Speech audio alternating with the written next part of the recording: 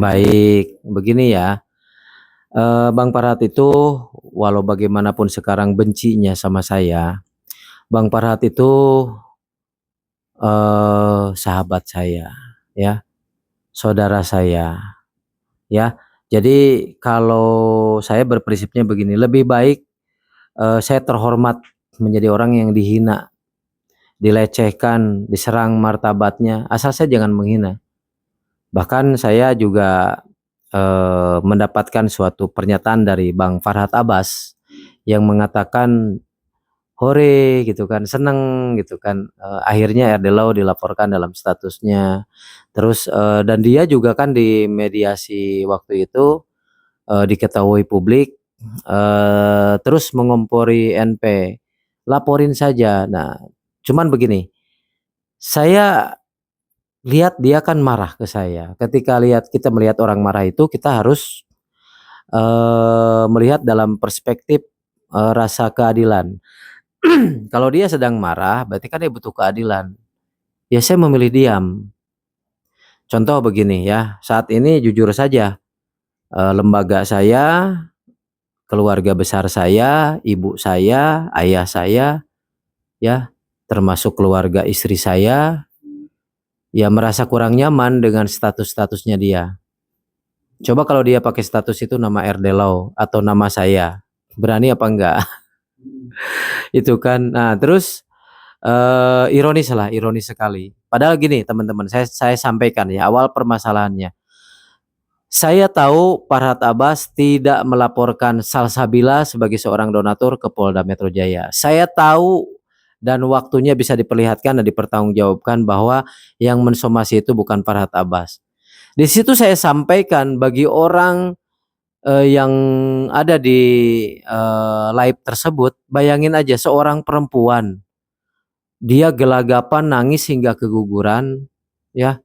Terus dia menyampaikan, sesuatu hal yang menurut saya waktu itu menegur ya, "Mbak," saya bilang, "pastikan dulu, betul nggak Farhat Abbas yang melaporkan?" Selama ini banyak loh saya bantu Farhat Abbas, mau dia berseteru dengan Densu, mau dengan Pablo Benua, mau dengan NP segala macam, saya support dia, lihat aja di, jejak digital. Cuman ini orang kok nggak paham, apa yang saya lakukan itu saya mengecam dan mengutuk orang yang membuat ini jadi permasalahan, kemanusiaan ya, kehilangan anaknya loh. Di situ saya memang berstatement, saya siap menjadi kuasa hukumnya Mbak Salsabila, ya. Padahal saya tahu di situ nggak mungkin Bang Farhat Abbas melakukan pelaporan dan nggak mungkin Bang Farhat Abbas melakukan somasi. Biasanya ada kabar dan informasi, emang di teman-temannya Bang Farhat masih pro semuanya ke Bang Farhat, masih ada kok yang memberikan informasi kepada saya. Ya saya itu bukan orang gila yang apa namanya, menjerumuskan sahabat sendiri ke jurang kehancuran. Ini baru saya, apa namanya, diduga sama dia melakukan hal itu, terus apa masalahnya ketika saya juga di situ mau membela dari, apa namanya, Salsabila, itu kan hak saya. Saya ini seorang advokat yang tidak bisa dibatasi gitu loh. Saya ini bukan seorang yang punya geng yakuza yang harus ikut sama tuannya, nggak bisa seperti itu. Perspektifnya dipahami di undang-undang advokat. Saya boleh membela siapapun. Meskipun fix Salsabila itu adalah orang yang memang keguguran, yang perlu saya bantu karena sesuai dengan hati nurani saya mundur dari lawyernya Agus, nggak ada masalah bagi saya karena kesamaan hati nurani. Nah ini saya sudah tahu bukan Farhat Abbas. Saya mengutuk yang namanya kalau nggak salah inisialnya D ya, Denny ya kalau nggak salah ya. Itu saya mengutuk keras bagi orang yang melakukan itu kepada perempuan gitu loh. Nah di situ dia telepon saya karena saya sakit kepala, saya respon jam 3 udah diblokir. Sudah diblokir dengan bahasa-bahasa, "Nggak usah lu lagi minta maaf sama gua, lu udah bukan saudara," segala macam bahasanya seperti itu. Besoknya sampai sekarang, ya, besoknya sampai sekarang terus terus terus, ya. Jadi di situ saya merasa bahwa, "Ini kenapa sih orang?" Saya bilang, "Salah saya apa sih? Berimbang nggak dengan apa yang saya lakukan ke dia? Berimbang dengan apa pembelaan-pembelaan sama dia?" Bahkan kemarin cerita ngarangnya kan, wah, sampai saya lihat status-statusnya itu saya benar-benar sedih, "Kok begini ya?" Bahkan sekarang justru dalam permasalahan ini, saya yang merasa ditumbalkan. Yang pertama saya ditendang sama, FA, diinjek-injek harga diri saya, sehingga saya itu adalah orang yang mungkin tidak meninggalkan bekas baik sama dia. Tapi kan nggak perlu mengemis, Pak, kalau dia nggak mau bersaudara dengan saya, nggak ada masalah.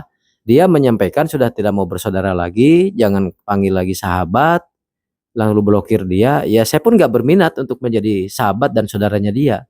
Kalau dia sudah berstatement, kita berteman sajalah sesama rekan. Tapi kalau dia mau jelek-jelekin saya, mau memalukan saya, padahal Farhad Abbas itu di saat ibu saya mendengar pemberitaan yang kurang baik, dia teleponan dengan Farhad Abbas mendoakan kita sebagai anak-anaknya ya segala macam. Itu nggak berlaku untuk dia.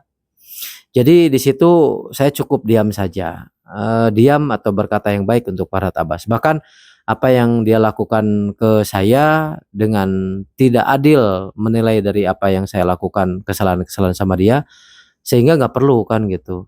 Kalau saya nggak tega melakukan itu kepada sahabat saya sendiri. Ya saya mendoakan buat Bang Farhad, mudah-mudahan Bang Farhad diberikan kesehatan, diberikan kenyamanan hidup, kebahagiaan.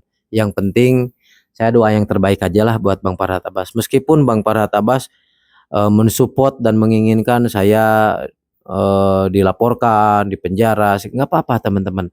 Nggak hina kok kita mendoakan orang yang sedang menzolimi kita.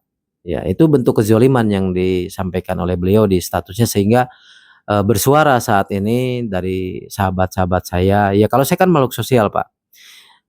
Bang Paratabas juga makhluk sosial, ketika dia melemparkan sesuatu ke sosial dan dia merasa tidak bersalah menuduh seseorang begini-begini padahal tahu itu, tapi nggak apa-apa.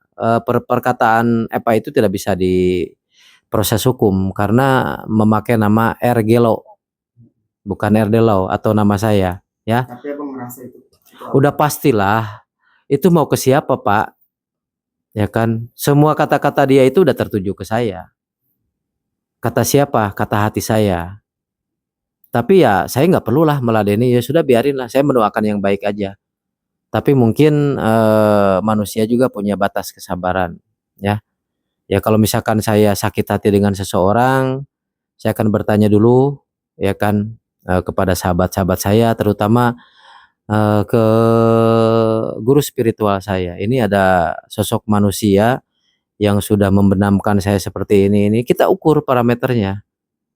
Ya orang nanti juga kita kan, saya juga kan ada batas saja. Ya kalau misalkan nanti keluarga saya sudah tersinggung, ya biar Pak Harad Abbas tahu keluarga besar saya seperti apa.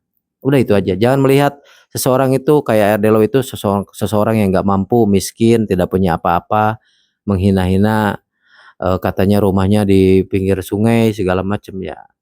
Tapi nggak apa-apa, nggak apa-apa. Memang lebih baik kita merendah. Mungkin disangkanya saya ini orang yang selama ini dianggap dia adalah orang yang tidak cocok berkawan, bersahabat, meskipun jiwa korsa saya sudah tunjukkan. Siapapun orang yang jelekin FA, saya adalah garda terdepan ya kan. Dulu bisa dilihat di track recordnya, tapi nggak apa-apa. Lebih baik bersabar, lebih baik mending disebut nggak punya apa-apa. Wong kita juga ketika dipanggil sama Yang Maha Kuasa, apa yang mau kita bawa? Hanya amal baik. Nah, mungkin permintaan maaf yang sudah saya sampaikan kepada sahabat-sahabat saya, kepada NP, kepada Farhad Abbas, ini mungkin akan menjadi wasilah saya nanti di akhirat.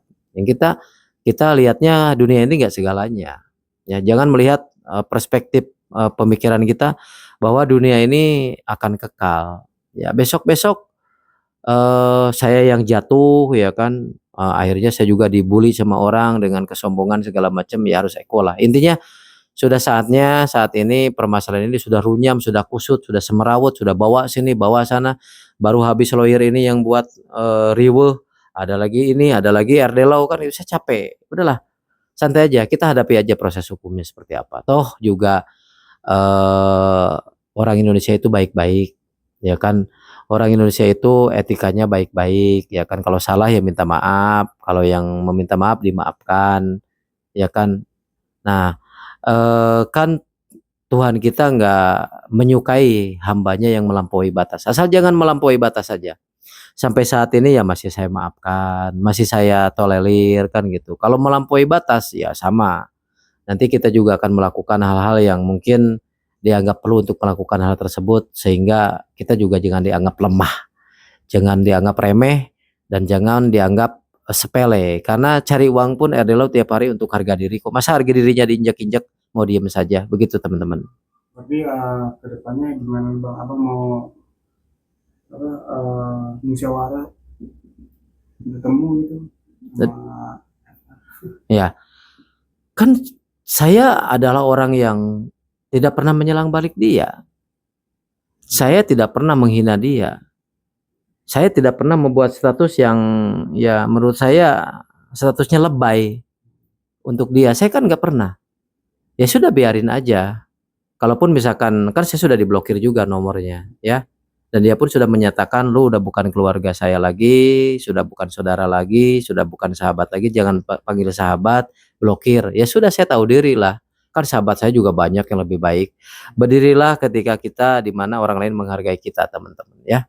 Jadi bagi saya itu sebuah acuan ketika saya juga tidak menutup orang lain untuk menjadi sahabat saya. Atau kalau suatu saat nanti dia tetap menjalin komunikasi, ya di agama kita diajarkan untuk bertabayun dan untuk menjalin ukhuwah Islamiyah. Jadi jangan khawatir yang gitu-gitu. Nanti juga ada jalannya. Setelah dia menyadari, oh ya, RD Law saya RG Law ya, RG Law dinistakan, diumbar aibnya gitu. Karena nanti lama-lama juga dia bosan kan gitu. Ngapain ya saya hina-hina dia, dia aja diem kan gitu. Ya memang itu menjadi sebuah karakter. The character is very dangerous. Karakter itu membahayakan. Dan kita adalah orang-orang yang ingin memperhatikan karakter kita lebih baik dan tidak menjadikan karakter itu menjadi sesuatu yang bisa menjadikan dosa, menjadikan upatan, menjadikan kebencian. Begitu.